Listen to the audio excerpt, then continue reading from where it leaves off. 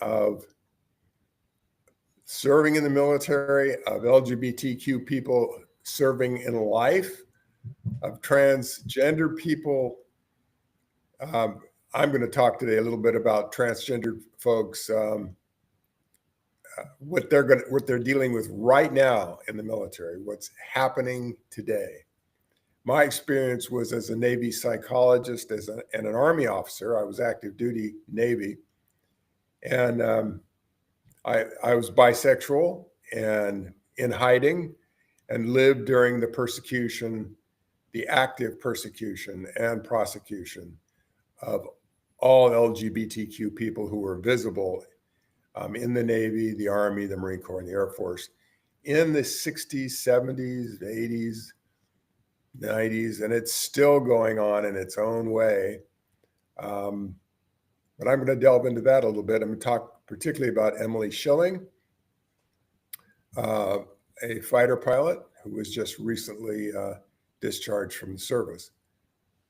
Mitch is going to go a different direction, and he's going to talk about the risks of being an African American person in the military, and specifically and exactly what's happening today to African American people in the military under the Trump Hegseth leadership.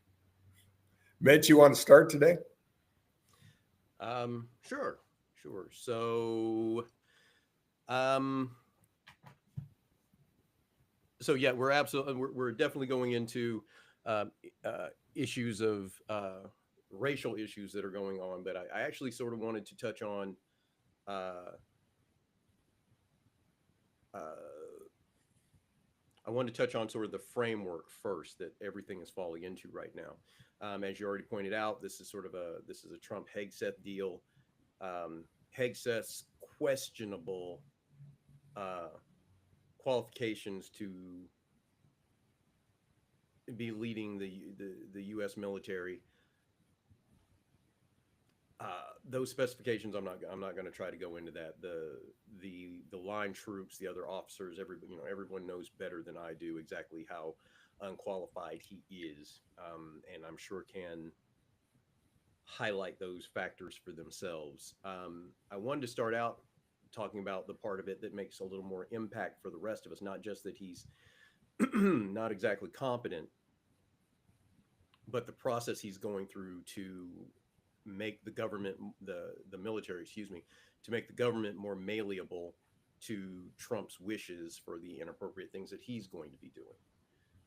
So we go back to May, I believe it was, when he made sort of the blanket statement that they were going to be cutting like 20% out of the upper echelons, the four-star generals. There are too many chiefs, not enough Indians mentality.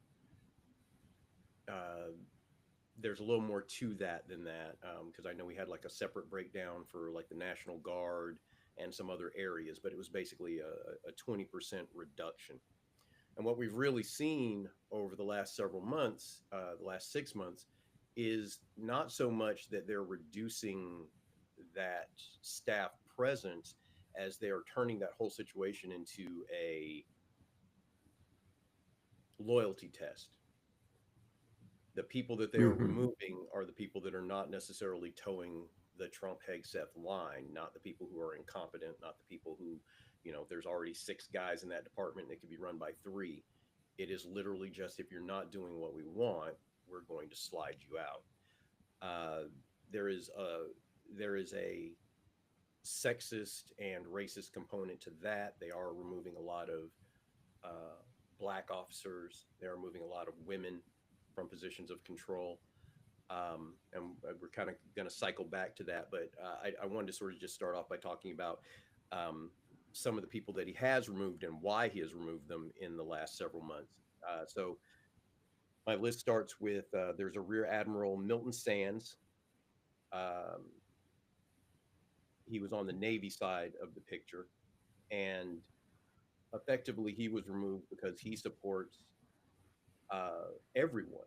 If you he does not look at race and religion. If you are qualified for a task, you should be in that task. Now, given that he was also pressuring the system to start allowing for female drill instructors all the way up into the SEALs. And that position earned him the boot. There is Lieutenant Jeffrey Cruz, Lieutenant General Jeffrey Cruz. He was replaced as the head of the Defense Intelligence Agency by a civilian intelligence officer named Christine Bourdin. They have about the same level, like she's a civilian intelligence officer and he's military. They have about the same amount of time in, but obviously his experiences, leading troops, battlefield, and hers is more analysis. He got the boot because he was near the top after that. After we made the attempt to bomb the nuclear, not the nuclear arsenal, the nuclear labs that they had in Iran, we decided we could take out a mountain, which technically we have the tools for, but they did not do the job as they were expected, and their labs survived. A lot of their materials had already been moved out and survived. And he simply stated that the damage we intended to do was not the damage we did, and the system is still viable. And Trump didn't want that to be said. He wanted us to say, "Hey, we destroyed all their stuff, and they're scrapped, and there's nothing left." So his pushback on that one cost him his position. And we have seen quite a few generals against staff losing their positions for similar reasons over what we're doing in Venezuela right now. General CQ Brown, he was pushing back on that situation. Lieutenant General Joseph P. McGee, who was CQ Brown's main aide, he went out the same way.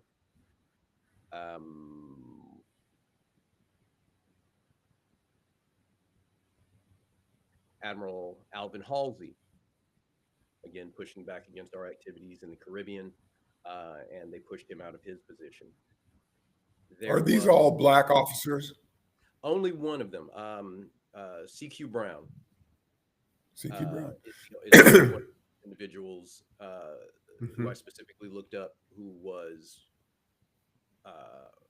black, of color at all, and and there were no women on this part of the list either. I was not able to clearly find any women, but we're going to come back to that part of the story.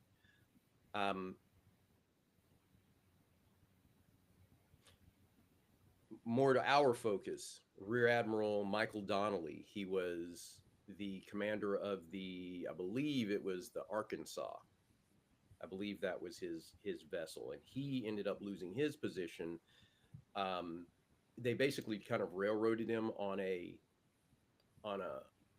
an issue of him having drag shows on his battleship, which was an overblown statement because it wasn't just, they weren't just having drag shows, they had talent shows. And in one of those talent shows, one of the sailors did a drag thing. There's some argument there about, how involved he was in the situation. There's an open statement that he wasn't even on the vessel when it happened. I assume he stood up for his troops and simply said, this is just our ship, and we were blowing off steam and having fun, and no one was hurt, nothing inappropriate was done, and what they needed him to say was, cross-dressing is bad and wrong, and you got to be a man or you don't count. Yeah, it's a loyalty.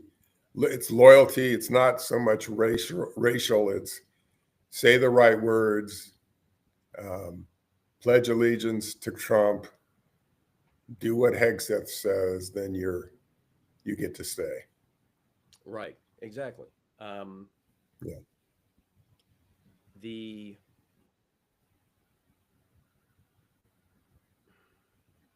I'm actually very curious as to how the issues that we're currently creating with Venezuela.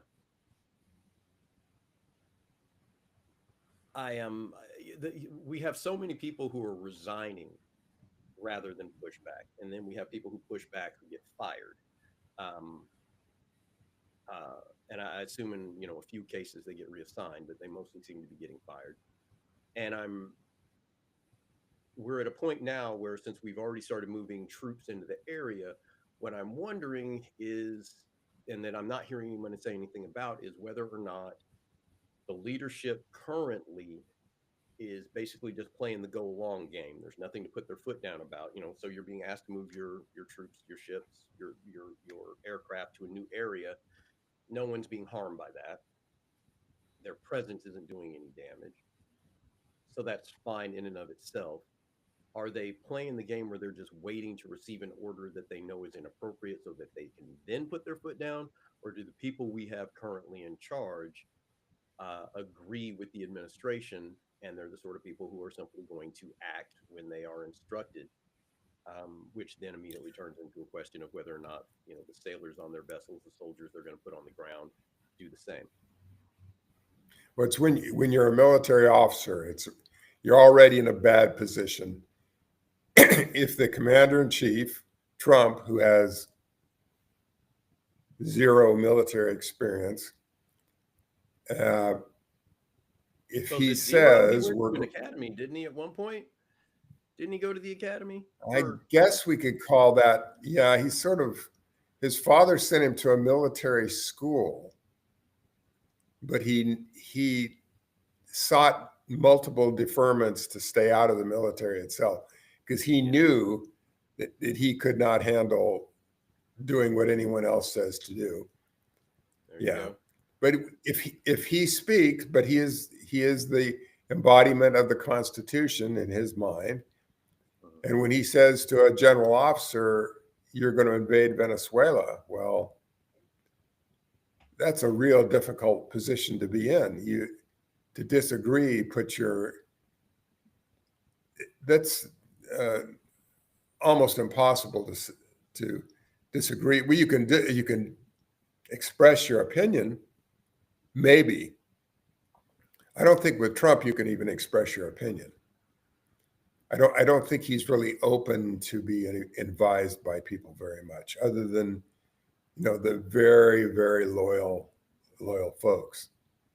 And well, I think you have to start with the blowjob and then move on to his ego to get him sort of focused on what you think you want him to do. yeah, he's got to be absolutely assured of your total loyalty, and then he might listen. And we watch him do that, where he jumps from one decision to another, depending on who has done the grooming first or last. I guess is the last groomer will maybe get their way. It's so. But if you're in the military and that's your life career, you endanger your career to speak up to someone like Trump, who is an authoritarian personality. He does not cannot deal with contrary opinions very well. Well, you watch how he deals with contrary opinions.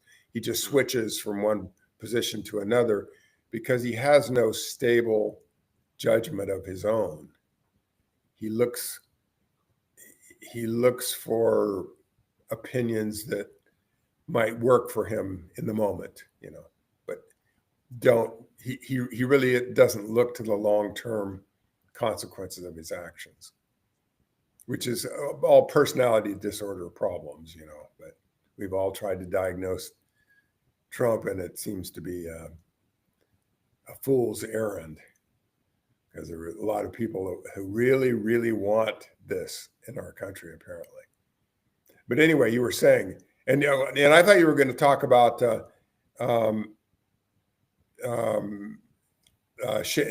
something as arcane as shaving standards, which, by the way, it's really important in the military. This stuff, shaving, by the way, is a big deal in the military. Anyway, go ahead. Would you talk about that?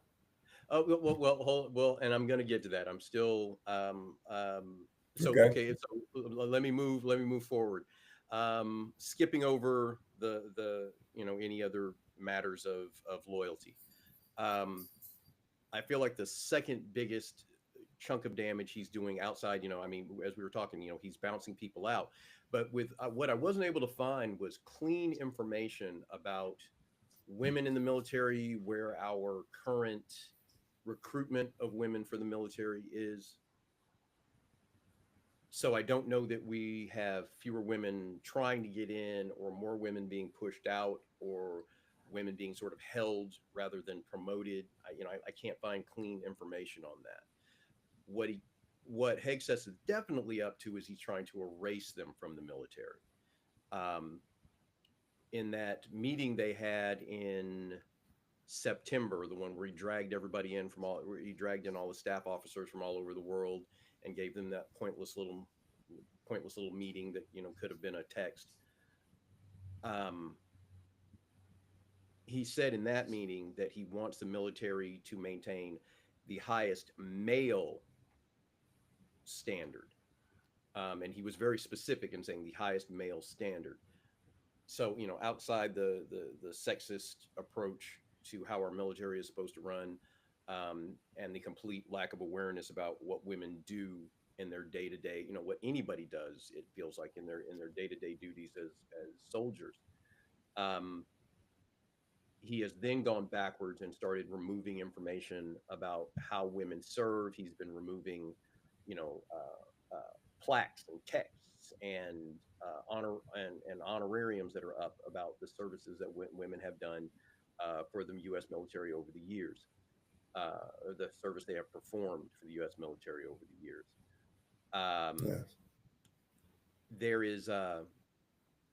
There was a women's peace and security program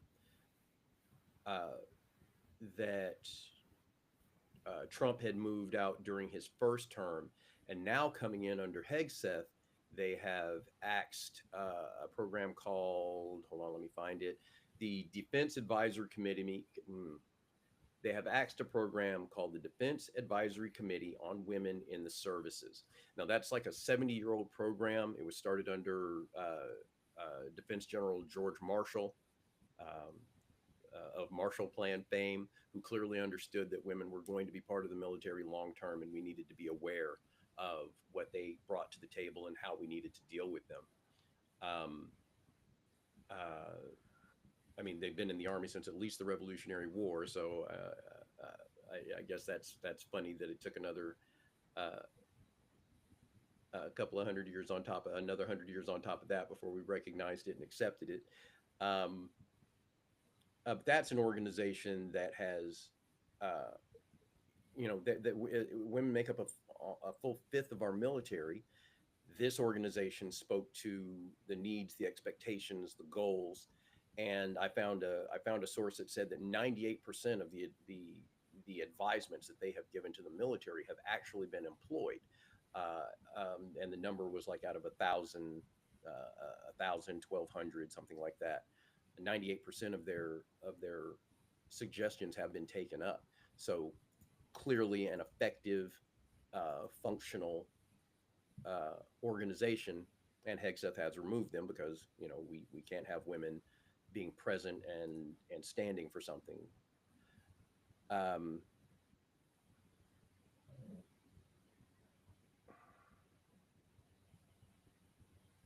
Well, we're talking about an administration that primarily values male, white patriarchy. This is actually, and they're very much originalist people, because that was the way the country was designed, was white male people of property, by the way, very capitalistic. And the more slaves you had, the better. If we talk about originalism, that's what Trump and Hegseth are promoting. So they've got to go back to denigrating women. I'm surprised they're not. Maybe you would know more than I would about. They would start to de-emphasize the role of African American people in the military too. Did they do some history erasing on that? I don't know. I haven't seen Um, anything like that yet. and I'm wondering why. I'm just wondering what's holding it up. I mean, maybe it doesn't, because it doesn't conform to my theory. But for some reason, Trump and Hegseth are both feeling threatened by diversity in the military. Diversity everywhere. It seems to be diversity. DEI has become a kind of a swear word of MAGA. But it's very interesting. The Army was one of the best promoters of diversity, especially of Black males, um, through the last 40, 50 years. And it sort of went under the radar and it was allowed and blah, blah, blah, blah, blah, blah, blah. But then there was this ceiling where Black men did not become officers. Now they have become officers. It's like, and they would turn all this back if they could. Yes. They would. Yeah, very much so. And so and of course uh, the countervailing force of diversity, equity, and inclusion. And I'm very much in favor of DEI, and I think that is a great goal for our country is DEI. It's of course being challenged in every way possible.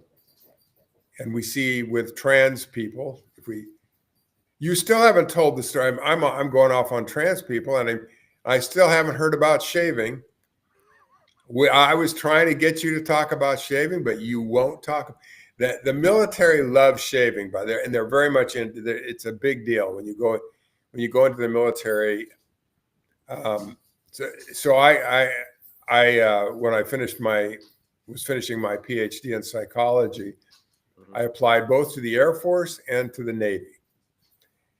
And one of the reasons that I picked the Navy, in addition to them being near seaports and that I had a family history of a naval officer in the family, was because I could have a beard. It was perfectly allowed at that time under Zumwalt's Navy to have a beard. But everything else and the Army was death on everything else. You had to shave closely. And come on, tell us about it, Mitch. What is that about? What is going on with shaving in the military for Black men? All right. So, coming back through the 70s, with the increase in Black soldiers serving,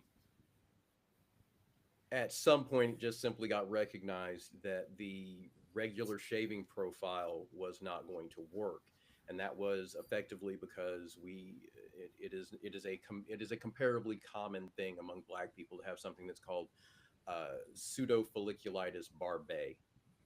It Okay, is say that again. And could uh, you? Your voice is getting low now. okay. Could you say it again? Because white people don't know about this. Believe me, nobody knows about this, and it's time people know about this. Okay. Okay, so the condition is called pseudofolliculitis barbae.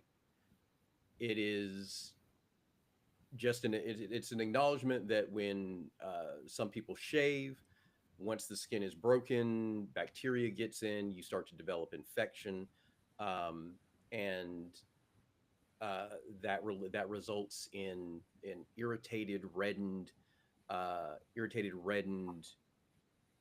skin that can lead to some pretty nasty. It can lead to some pretty nasty infections, open sores, and I mean, I don't know how well the camera is able to catch mine, but um, I have the same condition. My father served in the military. He has the same condition. Most of my uncles have the condition, and they served in the military. I grew up watching my dad basically with a needle and a pair of tweezers digging out ingrown hairs, and that's the other side of it. Sometimes what happens is because you have curly hairs, they'll break through the skin and then they'll turn back and dig back down into your skin. And sometimes they'll never make it out. They start to come out, they curl over, and then the length of the hair just continues to grow underneath the skin and twist in on itself until you've got a mass that has a Ooh, big hair at its core. no. Um, Again, uncomfortable, ugly, to up to painful and destructive, because when you have to dig down in there and pull that out, more often than not, you create sort of a pit in your skin, and then that has to heal. And while it's healing, that's another potential source of infection. If you're spending your time in the field, that is dangerous. Um, so that's where it started. But then down the road, we run into and because you're looking at anybody with curly hair, you have almost anybody from the Middle East. You have lots of Hispanic people. You have Jewish people who have that same hair texture and that same issue. Hmm. So, sometime in the 2000s, I believe it was, we started recognizing that there were people beyond black soldiers who needed the same benefit of that particular shaving profile. Um, as you were talking about with the beard, at some point we also recognized we started allowing uh, Sikh Muslims who they needed allowances for hair length, for hair covering, for beard length, and we eventually stepped into that. And then we have, and again, as we already said, we have Jewish soldiers who have requirements, and Middle Eastern soldiers who have requirements based on their religions, based on their faith. That requires them to do some things physically that are outside what we consider to be the norm. They're not clean shaven, to allow for them for their respect to their religion. And we're moving into a situation now where we're going to stop recognizing people's religious exceptions. And in the same way that we are cutting women out of the military, and blatantly saying things like it's a man standard. We're looking at the same issue with these folks, and that it's some that that is a clear female discrimination. And now we're moving towards clear religious discrimination. Whether or not because so many other people are involved, you could get around saying that black soldiers are the target of this particular change. But we know that some 80% of the military that is dealing with this issue is going to be black soldiers. And this makes for an easy way to push them out. And again, the same thing for Muslims. The Sikhs aren't going to cut their hair and shave off their beards and stop wearing their symbols. They're going to leave the military before they're going to do that. And the same with the Muslim soldiers. So, uh, We just call it standards then. We can use standards to enforce racism. That's well, the, we could call it that if we didn't already know that those standards aren't necessary. You know, yes. I mean, yes, you can call it standards. It's actually just an excuse, and it's ugly. Yeah. It is ugly, and it is disrespectful to generations of Americans who have served this country uh, through their own personal issues, through their own physical issues, through their own mental and emotional issues. Uh, we're leaving our veterans by the wayside more and more under this administration. Not that there haven't been issues before now, but it feels so much No, worse and no. pointed. They're targeting our veterans. They're going out of their way to find ways to make it so that they cannot use their benefits and to reduce the benefits that they can use. Um, and And pushing so people. why is Pete Hegseth uncomfortable with there being so many black folk in the military, with there being so many women in the military, with there being so many gay and transgender people in the military? Why is he so uncomfortable?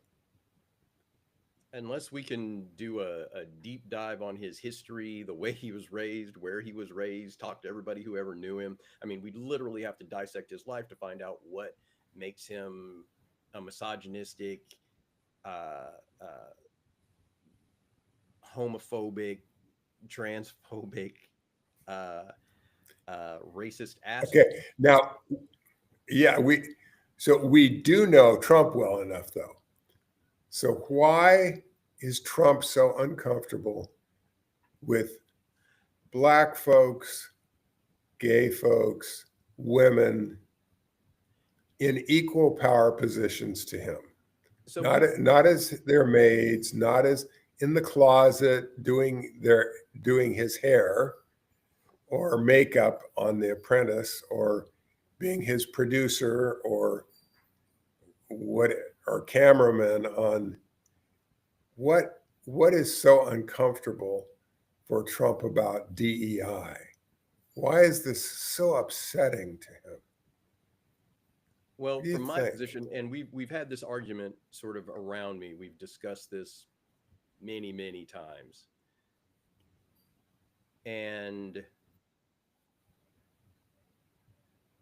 there's so the argument that we can't seem to completely settle is whether or not he's racist or sexist or homophobic, or whether or not he's just an opportunist who understands that if I say I don't like these gay people, I gain favor with these people over here who also don't like these gay people. And if I put women down, I also gain favor with these people over here who like putting women down. Um, I So am he may still, not be a racist at all. yeah, yeah, He just willing to screw anybody that will give him a leg up, yes. right? Yes, and It's that's where power. I stand on it. Yes, it's everything he does is effectively just a power play. Who whose favor do I gain, and who am I putting in my debt with my decision making processes? That's everything is transactional with him, and we know that. It's only a question of what do I get and what am I giving. That's it. There's no moral standard. There's no religious standard. There's no legal or professional standard. It literally begins and ends at what do I get. He has one standard, I think. Yeah. Well, What I it, mean, what Greed's work? perfectly. Where are we at? Well, what was that guy's name? What was that movie? Wall Street with Kurt Russell, Kirk Douglas. Mm-hmm. Kirk Douglas. No, shoot, doesn't matter. Greed is good, and and he's way before that generation. He was, he was at the height of his. Well, maybe he wasn't at the height when that movie came out in the '80s. He was probably already fighting his bankruptcy wars. Well, I'll have to think about that. Well, he's a baby boomer like me, almost the same age, and we were raised in an age where white males they had the power. They had the power no matter how much money you had, but the more money you had, the more power you had. Yes. And he watched his father deal with the lower income people in apartments in New York. He watched how to keep people out that didn't have as much money as he would like them to have, or whatever. He learned about racism very early. He learned about how to use homophobia to stay in power. He knew how to do all that, but he also lived in power circles where you tolerated people of wealth are very tolerant of people who work for them, as long as those people do everything they want. Um, Slavery is very reassuring to the slave owner. If you have a trans person that does your hair perfectly, and you can buy them, I mean, we could say that having a lot of money is just a good way to enslave people. Whether you call it slavery or not, you have control over them. So yeah, and part of the way America does things is that Money buys you power, which buys you control over people. It's yeah, I don't know. Slavery must have been wonderful. Must have just been a great experience for white people. Just now we Well, don't and yeah, and think. until you have a reason, and that seems to be an ongoing thing, and I guess it's human nature that until a thing affects you, it's very difficult to recognize Mhm. it for its uglier qualities. You're fine cheating people out of their hours at work, but then once it starts happening to you, well, what are these rules? Maybe we should revamp this so the people above, I can't do it to them anymore, but my higher ups can't do it to me anymore because it's wrong, because it's been done to me and I feel bad about it. Or, the thing that you very often see, my granddaughter, um, married a black guy, a Hispanic guy, somebody who is not of my race, is not of my religion. And I don't want my family to be treated badly because in our circle, this is a problem. So now I have to start talking about how all people are just people and my granddaughter's just people. And she doesn't deserve to be mistreated because she went off the reservation to do this thing. Or, everybody is a useless, dirty faggot until it's your son. And now, oh, well, maybe we should reconsider how we treat gay people in this country. And, homosexuality is just a thing that happens. And, people have to live their lives and they're not hurting anybody. And love is love, but only because it happened in my family. So, That's right. It has to be. We don't get it unless it's very personal. yes. It's very immediate. It's hard to really feel what other people are going through and or to care about it because life is very demanding and um, there's a whole theory of American culture is that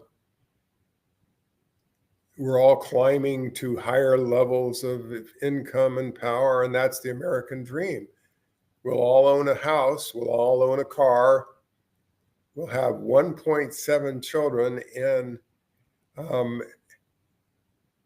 than it used to be, and we'll marry within our race.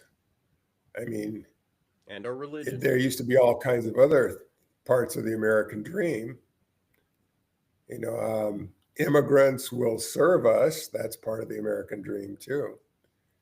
And just because you were forcibly immigrated from Africa doesn't, you're still an immigrant. And so it's a tough part of American history. And of course, the administration would like to not have our very, very human history because it's the history of all people. People of all races have enslaved people and murdered people and gathered riches to harm other people and allowed people to starve. All of that's all human history, and it's all American history too. It just is. And so when we Americans, part of our dream is to be exceptional. And to be exceptional seems to be with this administration is to erase history, is to pretend it didn't happen. And maybe the Well, only thing exceptional about us is that we actually look at our history and try to learn from it. well, on that note, I'm going to toss in that you can't call slaves immigrants, regardless of where they came from or how. When Asian women are being trafficked into the country, when Hispanic women are being trafficked into the country, uh, they're not immigrants. They are slaves. They are victims. They are, uh, uh, well, they can be. I They guess had you no can call them choice a lot in of the things, but matter. anyone who Right. is in that place for anything other than their direct and intentional will, those people are not immigrants. They are something else, and they should be looked at, seen as something else. It's There's human slavery. That's what it is. well, We have a yeah, word for it. it's human slavery. It's human slavery, and you have the unfortunate truth that not everybody even after they find liberation, has somewhere else to go. Um, the idea that Liberia is a homeland to black people who left the United States to get away from slavery, that doesn't make it a mecca for all black people who want to get out from under this system. Uh, if you're trying to make your home here, if you're trying to take your piece of the American dream, saying that, well, there's other places you could go, there's another place you could be, that's not fair and it's not honest. In the same way that, if your mother was trafficked here and she's raised her family, and then when she found her freedom, she raised her family here, because at that point she still didn't have the means to leave. And we as a government don't do things like saying, okay, you were brought here forcibly, we've already acknowledged that, we've already prosecuted that, you need to now be able to go back where you want to be. If you want to stay here, we'll find a way to make that work. If you want to go home, we'll find a way to make that work. If going home is safe for you, we'd basically just say, well, we prosecuted it, you are now free to live your life in whatever way you will. So huzzah and well done, good job, go. So if you don't have the money to go back to your country of origin, even if you have the desire, if you have to work for 20 years to get to that point, and then by then, your roots are here, your kids are here, your life is here. You don't want to leave anymore, even though you want to go home. Now home's a place you visit instead of a place you go back to. And black people are not in a position to just call anywhere else home. And I'm sure there are Well, plenty in that boat. there was an article in the New York Times about sex workers on Figueroa Boulevard here in Los Angeles, where there are just hundreds of women, and I assume some men, and some of these are girls. Yeah, they're underage girls who come out of the streets, and a lot of them have been trafficked to the area, or they're run by pimps. And this part of the article was how to help them get away from that, as if well, if we prosecuted the pimps, and if we found them shelter and that sort of thing, that somehow they are free. Now they can return to a regular middle-class life of, go back to marry a man, have a car and a house, 1.7 children. The American dream, they can go back to the American dream. And of course they can't, because they've had a whole lot of experience in that whole world of being trafficked. They've experienced slavery. They know what it's like to be. This is what they know. This is what they get used to. So they frequently go back to their pimps. So they go back and they get involved in the business again, because usually they've come from homes where there's been nobody supporting them, no one caring for them, or they've had sexual abuse or physical abuse, all that sort of thing. So this thing about freedom is a tough one. How do we help people really be free?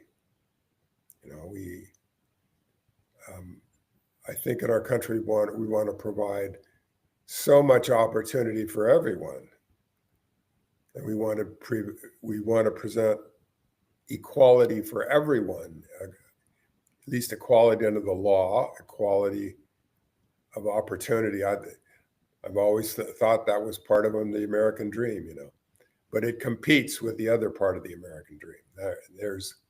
Now we're seeing the darkness of the American dream from Trump and Hegseth. And we're seeing the persecution of trans people. It's their turn to get the spotlight of oppression. This is their time in the military to be prosecuted and persecuted again. And so we have Trump signing an executive order that transgender people are unfit for service because they do not fit the standard. Again, we're back to to a standard. And I think we should be talking about rational standards versus irrational standards. And it's like, In what way? there's nothing rational about making a black man shave in such a way that it hurts his neck and it causes infections. And there's nothing rational about that.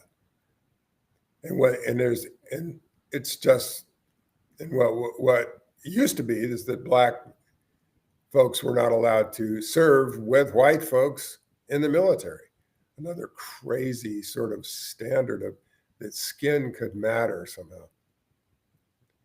I mean, I'm sure I wondered about that when I was a kid because I was raised in a segregated neighborhood in Long Beach.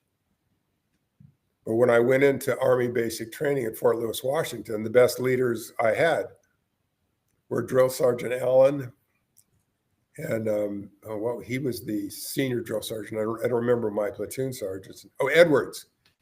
If you're out there, guys, contact me. Edwards and Allen. Allen was the senior drill sergeant of Echo Company, 5th Battalion, 2nd Training Brigade of Fort Lewis, Washington. And Drill Sergeant Edwards was the platoon sergeant that took all these white boys and showed them real leadership and a real sense of humor to get us through all the bullshit that is Army basic training. Maybe one of the biggest threats is, and I'm getting off now, but I'm going to go back to trans people, but one of the biggest threats of black leaders in the military is that some of them are so much better than the white leaders. And these two guys at E52 were so much better than the company commander, who is a guy, I won't say his name. And I wonder about this fighter pilot. Her name is, I keep forgetting her name. Her name is Commander Emily Schilling.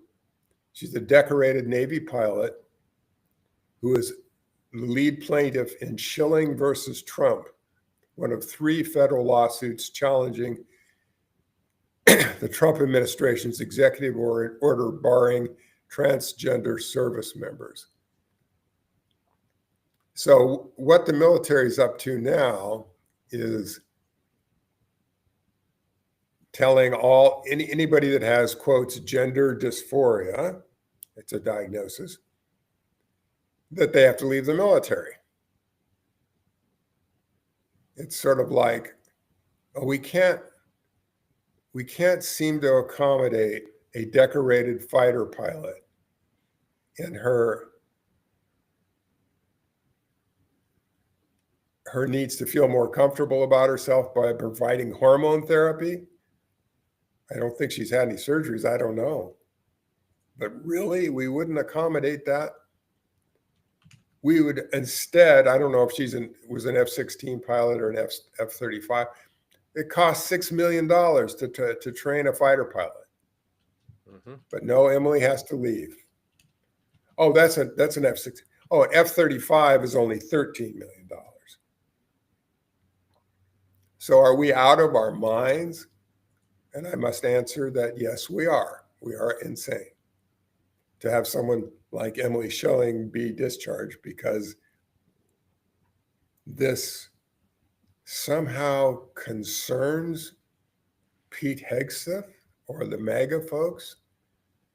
Really, I just want to say how very sorry I am to upset Pete. Pete, I'm so sorry that Emily upset you. You know, it's very upsetting to have a decorated fighter pilot be a woman or a transgender person. Because guess what, Pete? You never achieved any of that. Did you? No, you drank instead. You liked alcohol a lot, I understand. But Emily's out of the military now. She was faced with either losing her retirement. I think she did complete her retirement before they went after her.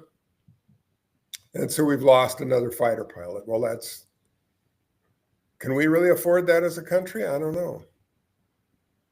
Can we afford to lose Drill Sergeant Edwards and Drill Sergeant Allen? Really? Can we afford to lose somebody like that? Really? Can we? Well, we're doing it, and we're going to do more of it. Like, I think there's been 5,000 trans gender people, gender dysphoria people discharged now from the military. And the military is getting away with it because in 2024, they're recruiting. They were having trouble meeting all the different services were having trouble meeting recruiting targets. But in the last 3 months, we're recruiting. They're meeting their standards. And Mitch, do you know why that is? Do you know why we're meeting it? I do not know. Is it because we've gotten rid of DEI finally? Is that why? Why do you think? Why do you think? Well, we know I that think they have lowered standards. Even though he is saying, it has to be the best male standard. That's basically just on the physical side. We have definitely lowered the expectations for education, just base intelligence, or at least the ability to do well on a test. That has gone away, and that's certainly going to help with the numbers. What were you thinking of? Well, I don't know, but I'm thinking it's because the economy is headed into the toilet. It's very hard to get a job right now. And historically, not that I have to worry about that, but historically, when the economy goes down and people are having trouble going out of one job to another or just getting employment, period, people go in the military. And when when the economy improves, and the economy, I know people didn't feel it, especially people that are of lower and middle income they felt the economy was really bad under Biden.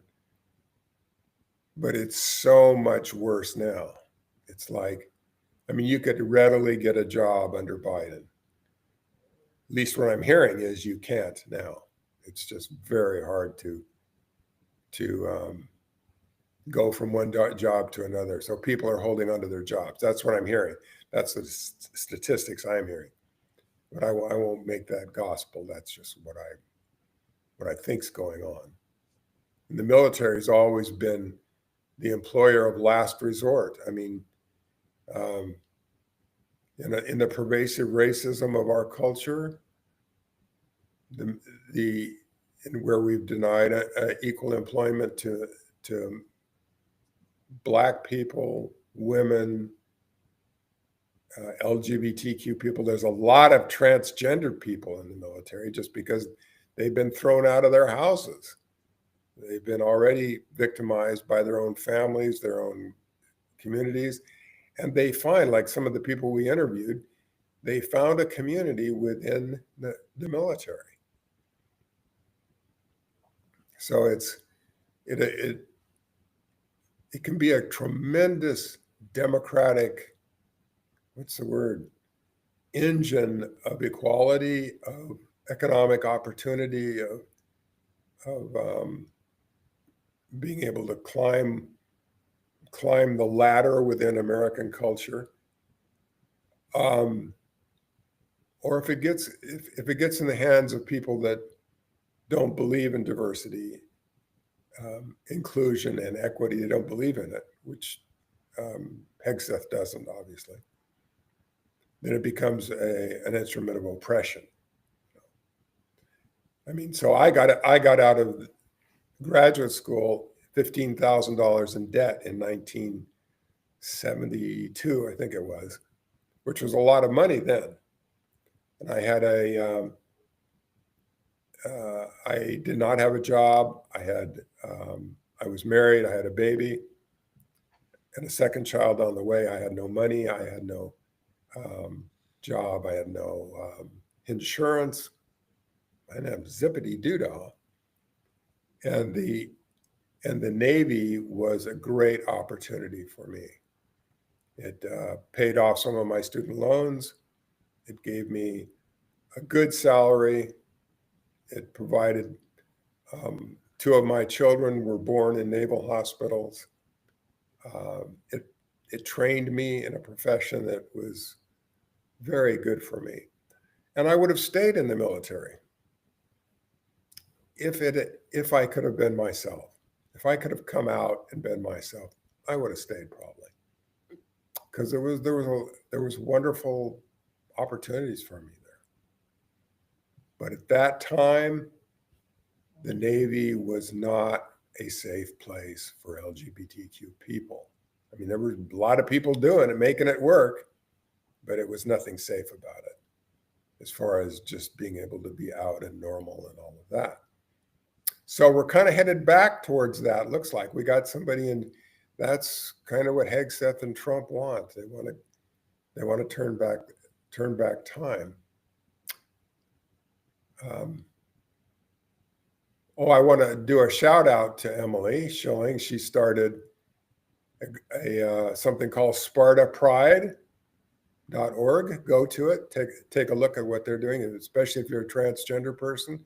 If you want to support transgender people in the military, go there and subscribe.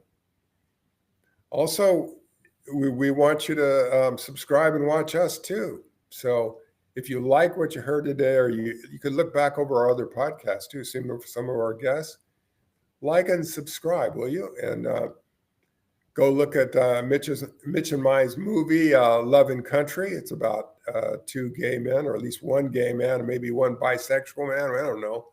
Who knows what anybody is, but who fall in love during the Vietnam War, during combat of all things.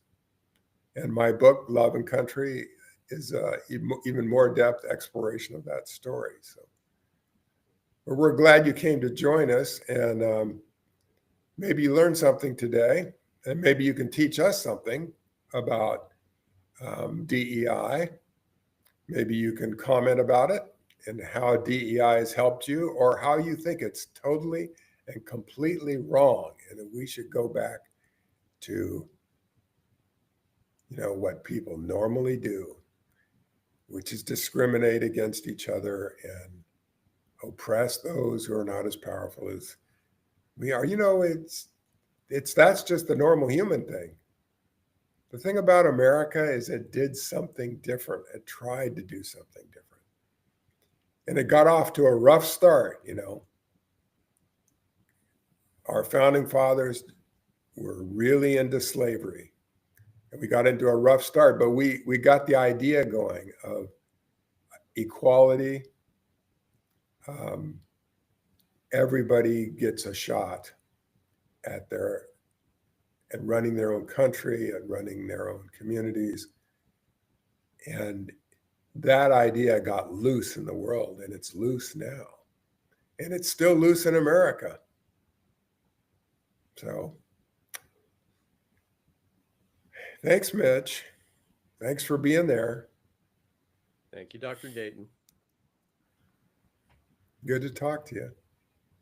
Like and subscribe. Like and subscribe. Like and subscribe. See you in a couple of weeks. Take care.